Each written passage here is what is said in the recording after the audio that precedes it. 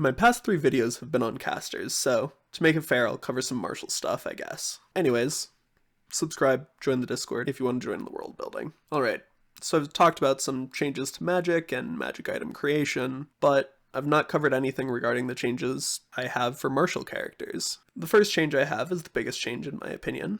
Before I continue, I want to state this change is made to change things that may not be an issue at your table, but it helps adding more dynamic combat capabilities for martial characters at my table. Alright, this change is attack additions, enabling beyond the base game capabilities for you to disarm, trip, grapple, push, reposition, blind, and a few other things at the cost of adding your modifier to your damage. Breaking this down, a second level fighter who wants to attack and add a blinding attack to it. They roll with their longsword, their d8, and they don't add their strength, though probably like +2 or 3 at level 2, up to a maximum of 8 damage rather than a maximum of 10 or 11. The opponent suffers the blinded condition for 1d4 rounds. Small addition, but pretty strong.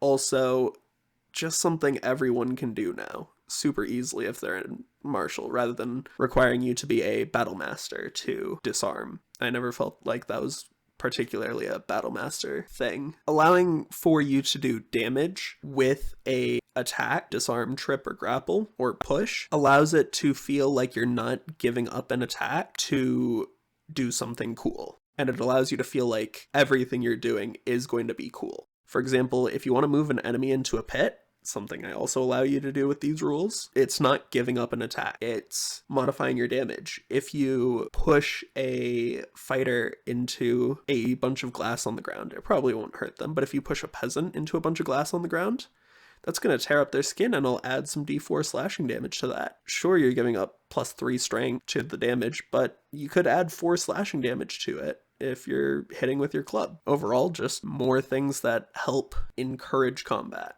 and allow more dynamic interactions in it. The next coming changes I have aren't particularly rule-oriented, but more for roleplay and alternative benefit. I strive to adding subclasses throughout the game, where a player encounters a group of knights consistently and get on good terms, and the knights offer to train up someone. That's awesome. And I should give the players the option to help me make a subclass that combines what they want to do and what they've done with that knight if they want to. I strive to do that for my players. It would be a unique subclass for them and stronger than a subclass that they could normally take, and the reason that it would be stronger is the fact that it's custom to them. This doesn't necessarily have to be specific to Xentrae and can work in any games that you have. Keep in mind, DMs and players alike, that this requires a good understanding of balance as well as a good DM understanding of your players and making sure they won't take advantage of these things that you give them. Also, if your players focus on combat, this won't just improve your gameplay. It will likely feel like favoritism or alternative issue of it feeling like chaos. The next change I have, but more specific to fighters, I want to encourage weapon versatility in the world. One of my favorite tropes is a fighter with 17 different daggers and swords and axes on themselves in various places. And one way I plan to do this in my games is by giving the fighters and barbarians who want to do this, rather than giving them magic weapons, giving them magic items that affect their damage or combat, such as a Ring of Thunderous Force, in which every attack that you make a push attack or reposition attack, adding your strength to the modifier for damage as thunder damage. What's another thing I can change? Oh yeah, adding some cultural weapons / guilds to add some diversity in martials throughout the world.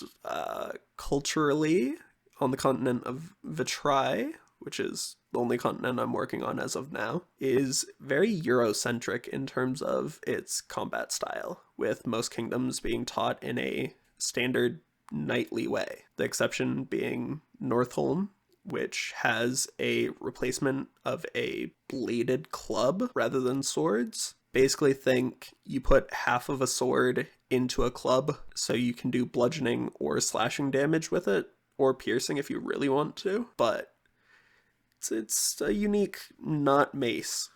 Most warriors in the northern tribe use these, and yeah, nothing more. The southern tribes of Xentrae have unique fighting techniques similar to pack hunting. They do so with these unique brush-like spears that are made out of wood and ruin metal from the city of Memnon, which has some unique magical properties and is also just very sturdy. They also have brush tips on one end that allow them to cover their tracks quite easily through the sandy deserts. They focus as tactics wise, they focus on making themselves larger and more physically threatening than other fighting styles on the continent. The next martial guild I would say that makes sense is the GNR Mercenary Guild, set out of Athralis. Mercenary guild set in a country that is a magocracy, so it can go two ways with this guild. A embracing magic mercenary guild, or embracing mundanity. But I'm going to roll for it.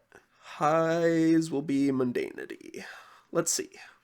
Alright, that is mundane. Mundane fighters in a land of mages. So these fighters would be skilled warriors in fighting against arcane and divine magical counterparts. They probably have expert flanking tactics and breakthrough tactics to get to the wizards and clerics. When fighting against the GNR, mages will find themselves being stabbed very fast. Alright, beyond that, I don't think there's any ways I can particularly think about expanding the martials further, at least not with what my brain's thinking about now. Alright, next video, what should I cover? History of the Shattered City of Crestview, the landmarks of Xentrae, or expand on the history of the continent in general? Answer down in the comments, do all the other YouTube stuff, like, comment, subscribe, press bell, World Anvil, Patreon, Discord, all of that. Anyways, have a good one.